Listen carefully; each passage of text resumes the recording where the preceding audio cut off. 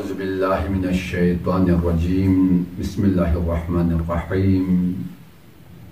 ناظرین گرامی السلام علیکم ورحمۃ اللہ وبرکاتہ۔ میں سب سے پہلے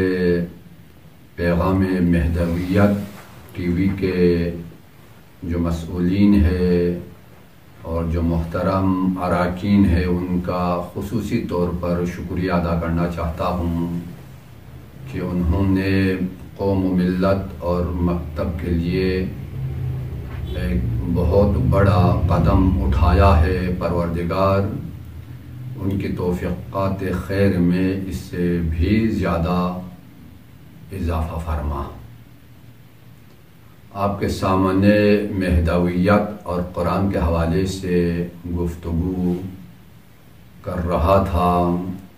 تو سورہ مبارکہ توبہ آیت نمبر 33 پہ گفتگو چل رہی تھی کہ اس آیت وافی ہدایہ میں پروردگار عالم رہبریت کی بھی معرفی فرما رہا ہے اور اس کے ساتھ ساتھ جو نظام ہوگا اس نظام کی معرفی بھی فرما رہا ہے، اور ساتھ ساتھ جو اس نظام کے دشمن ہوں گے ان کے چہرے سے بھی پردہ اٹھایا ہے۔ جہاں تک رہبریت کا تعلق ہے، چونکہ کسی بھی معاشرے میں رہبر اور نظام کے بغیر وہ معاشرہ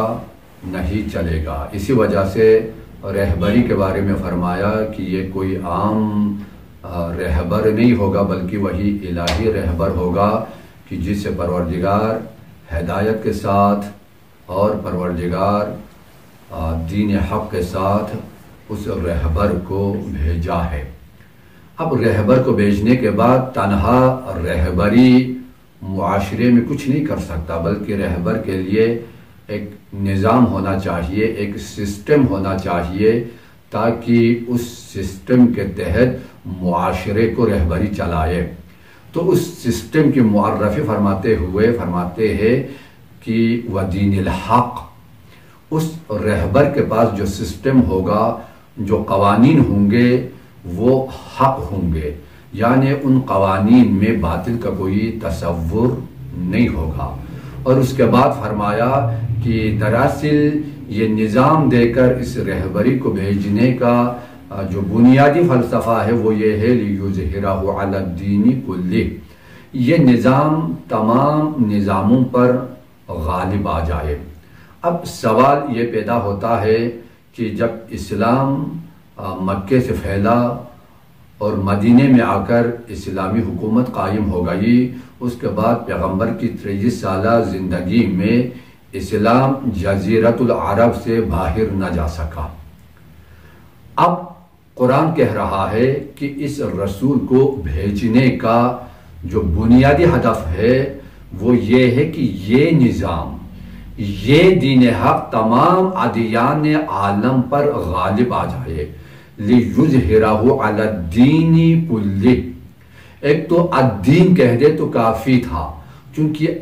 الدین میں تمام ادیان آ جاتے ہیں، لیکن اس کے باوجود پروردگار عالم تاکید پہ تاکید فرما رہا ہے عَلَى الدِّينِ كُلِّهِ،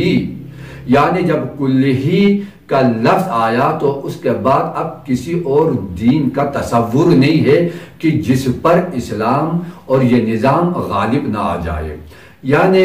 عالم میں یہ ایک جہانی نظام ہوگا، اس جہانی نظام کے مقابلے میں کوئی دوسرا نظام ٹیک نہیں سکے گا۔ تو قرآن یہ وعدہ کر رہا ہے کہ یہ دین ضرور بضرور تمام عالم کے جتنے بھی سسٹم ہے، جتنے بھی نظام ہے، ان سب پر یہ نظام غالب آئے گا۔ لیکن سوال یہ پیدا ہوتا ہے کہ آج تک یہ نظام غالب نہیں آیا۔ آج ہم اسلامی ممالک کی طرف نظر اٹھاتے ہیں تو ہمیں حاکم بھی غلام نظر آتے ہیں اور عوام بھی غلام نظر آ جائے۔ ہمارے پاس اپنا سسٹم نہیں ہے، بلکہ ہم روز بروز مغرب کی طرف ہم بڑھ رہے ہیں۔ مغربی نظام کو لاگو کرنے کے لیے اسلامی ممالک میں ایک داخلی جنگ ہے۔ اسلامی ممالک میں جو مسلمان ہیں ہم انہیں کم از کم دو حصوں میں تقسیم کر سکتے ہیں۔ ایک حصہ جو الہی نظام کے قائل ہے، ایک حصہ جو الہی رہبری کے قائل ہے، ایک حصہ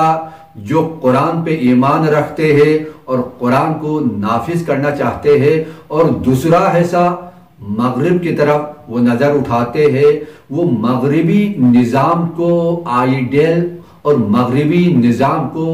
مطلوب نظام کے طور پر وہ معرفی کرتے ہیں۔ گویا کہ اسلامی ممالک میں ایک نفسیاتی جنگ چل رہی ہے، ایک گروہ مغرب نواز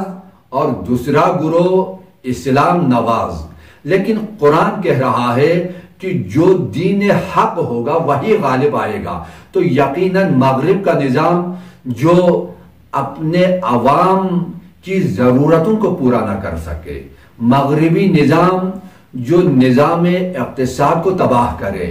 مغربی نظام جو نظام خانوادے کو برباد کرے،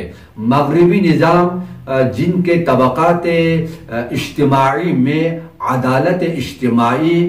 کہیں پر نظر نہ آ جائے، تو وہ مغربی نظام کہ جس کو توڑنے کے لیے اسلام آیا ہے، وہ تمام طاغوتی نظام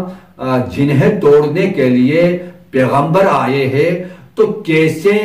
وہ نظام ہمارے اور آپ کے لیے ایک مطلوب نظام بن سکتا ہے؟ آج مغرب والے اس نظام سے بیزار ہے، آج مغرب والے اس نظام سے جان چھوڑانا چاہتے ہیں۔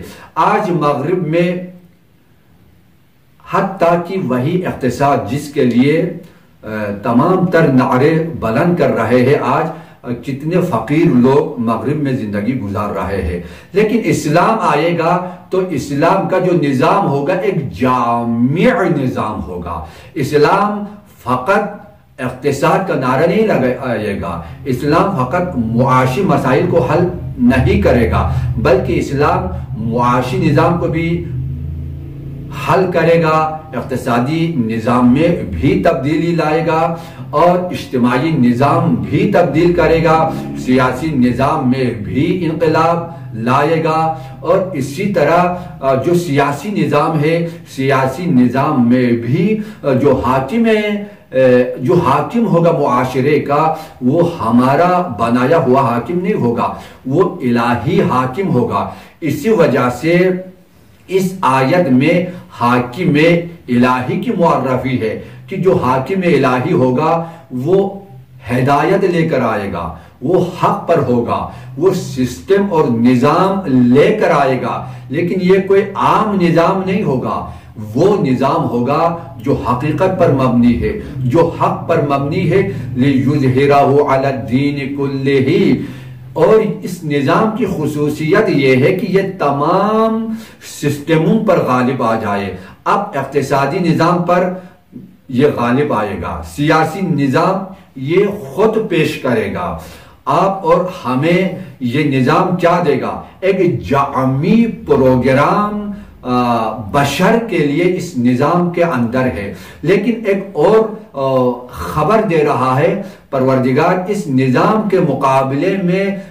جو لوگ آئیں گے وَلَوْ كَرِهَ الْمُشْرِكُونَ، لیکن مشرک لوگ اس نظام کے مخالف ہوں گے۔ دین سے جو لوگ دور ہوں گے، جن کے فکروں میں دین نہیں ہوگا، جن کے قلوب میں دین نہیں ہوگا، کچھ الہی حدود کو پار کرنے والے، کچھ الہی قوانین سے بھاگنے والے، یہ اس نظام کے مخالف ہوں گے۔ لیکن قرآن کہہ رہا ہے وَلَوْ كَرِهَ الْمُشْرِكُونَ، یہ دین سے دور، اسلام سے دور، ایمان سے دور، یہ مشرک، یہ کافر، یہ لادین طاقتیں اس اسلامی نظام کو، اس الہی نظام کو، اس قرآنی نظام کو، اس مہدوی نظام کو نہ بھی چاہے، خداوند عالم اس نظام کو غالب فرمائے گا۔ خداوند عالم اس رہبری کو عالمی قیادت نصیب فرمائے گا، اور عالم میں، پورے عالم میں ایک نظام ہوگا اور وہ نظام الہی نظام ہوگا، اور پورے عالم پر ایک قیادت ہوگی اور وہ قیادت مہدوی قیادت ہوگی۔